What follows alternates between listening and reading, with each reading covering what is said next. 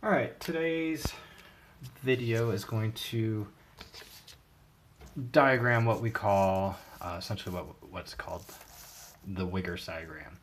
The Wigger diagram seeks to integrate all the pressures as well as the volumes and the ECG and the heart sounds all into one diagram. But I do think it's a little bit easier to look at the diagram from 3 to 4 different charts on it. All in one. So let's start with the first part of the graph. Come way out like that. So these are our pressures. Pressures in the atrium and ventricle, especially specifically the left atrial and the left ventricle pressures, as well as aortic pressures. So, as usual, let's label our graph. And it's in millimeters of mercury, just like blood pressure. 0, 55, 110, like that.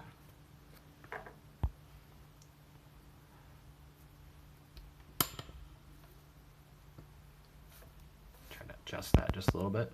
So those are our pressures.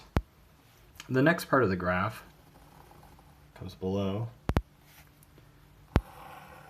and these are left ventricle volumes. We're going to use this in milliliters. That's our unit for this. And let's just start here at 65 mil, and let's go up to 130 right here. So that's our basic start. Our next graph is our ECG. I'll just label it like that. And then finally, these are whether or not we're in diastole or systole. We'll draw that in a little bit. And then we'll put in some heart sounds as well. So the important thing to start thinking about is all the different volumes at different places corresponding with different valves opening and closing and all the such there. And this corresponds to page 382 in our book. It has a very good description of everything happening here. So let's start with, let's grab a different color pen. Let's start with atrial pressure. So in the left atria, the ventricle, the left atria and the ventricle are both relaxed at the beginning, but atrial pressure is slightly higher than ventricular pressure because the atrium is filling with blood and entering from the veins. The AV valve is held open by this pressure difference, and blood entering the atrium from the pulmonary veins continues on into the ventricle. So we're going to look at it from, and it's going to look something similar to this. Come right around, slight increase up. The pressure increases as the atrium is filling, and then decreases back again, and then fills some more, like so. And we're going to label that left atrium, atrial. That would make it a little more sense, left atrial. Okay. So next we want to look at what's happening in the left ventricle. So it follows this during diastole, where the heart's relaxed. We get a little bit of a bump like that. And then right here,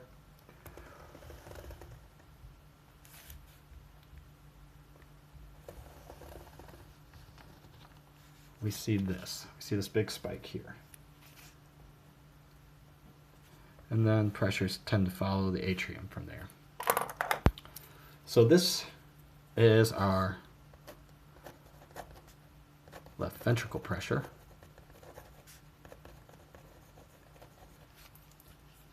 And then lastly, let's take a look at what's happening in the atria, or the aorta.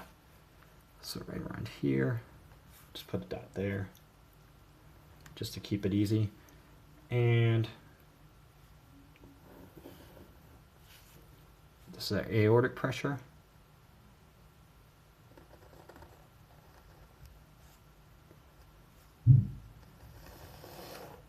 falls off. So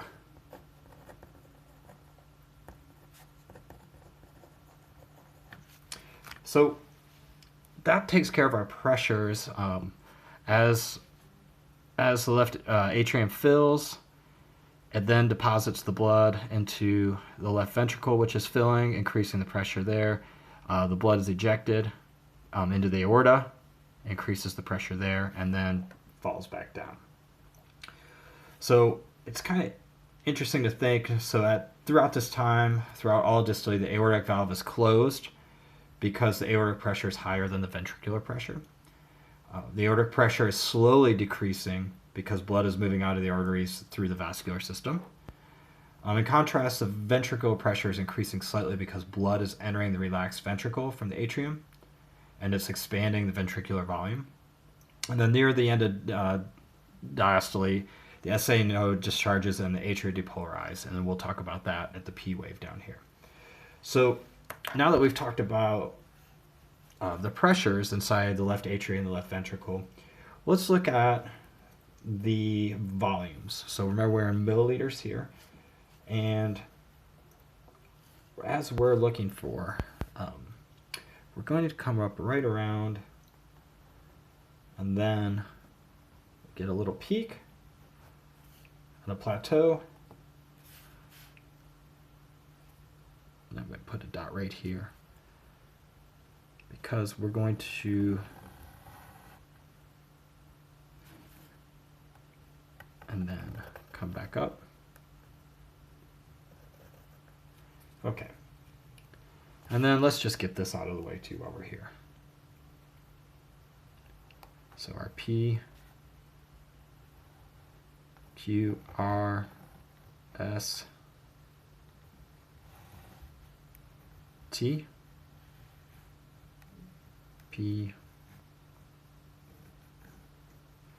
Okay, so now we have P wave, Q, R, S, T, and here is, between here I should say, if we are increasing our heart rate, this is going to shorten. If we're nice and relaxed, the time between here is going to lengthen. So around here, we're looking at a few things. As we get right here, this is our end diastolic volume. So this means our ventricle is completely filled. The atria has drained the blood from the left atrium into the left ventricle.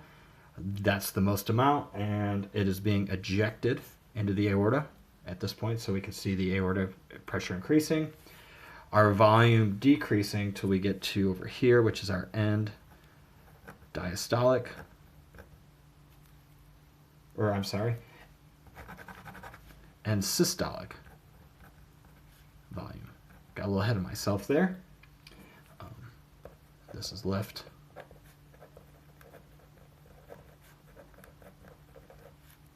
And then this is an important thing here too. This is the dicrotic notch. This is the transition from systole to diastole. This is where the aortic valve closes and we get a bit of a recoil back. Then, like I said, we've got our PQRS T waves here. This is the electrical activity of the heart as the atria depolarizes. The ventricles are depolarizing, the atria is repolarized in here, and then the T wave is the repolarization of the ventricle. This also corresponds to some of the heart sounds. This is our first heart sound, and the second comes around here. These have to do with the closing, opening and closing of the valves. And then let's make this let's break this up into different areas right here. So this is, let's just make sure we got it right here. Just come through, draw a little line.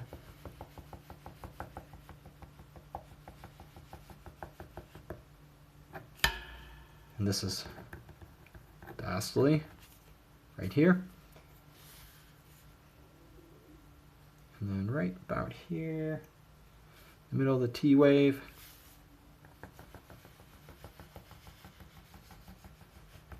This is systole. And then we return over to here to diastole. So this takes into account all of our pressures of the left atrium. Left atrium's increasing. Left ventricle increases as well till we get to this. As the pressure increases within the left ventricle, and finally the aorta opens, allows the blood to go. All the pressures are released. The aortic pressure remains somewhat static. We increase and then we decrease.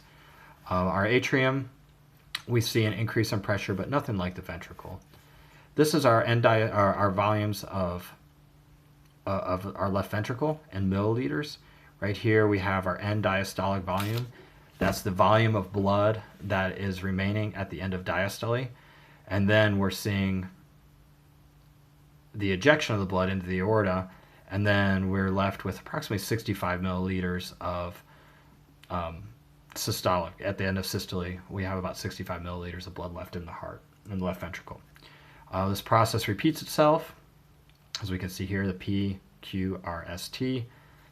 Our first heart sound occurs when right at the end of dystole, and our second heart sound occurs right at the end of the systole.